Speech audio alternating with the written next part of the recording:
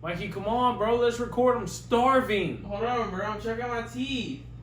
Are you kidding me? I gotta look pretty.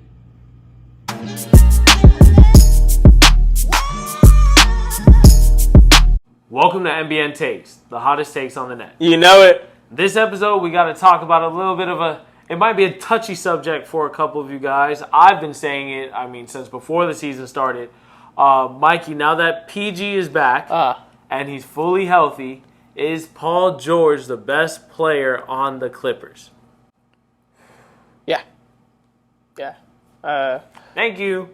The only argument for Kawhi was the defense, right? And I'd say the defensive gap is pretty small, but the offensive gap it's a lot bigger, and offense is more important, right? In today's game, you say that? Listen, I was saying it since before the season started. I said people were trying to have a conversation between whether or not Kawhi and LeBron, who was the best player in the world. Yeah. And I was saying people needed to have a conversation if he's the best player on his own team. Mm-hmm. And that wasn't popular, got backlash, but it's true.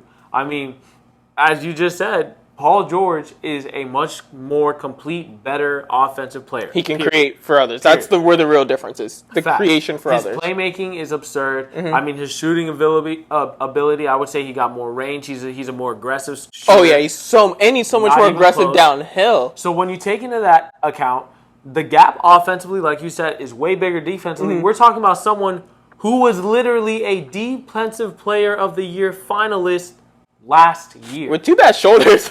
Shoulders. Come on. We're talking about if their offensive gap is here, their defensive gap is literally here. And you can make the argument Paul George is actually a better defender.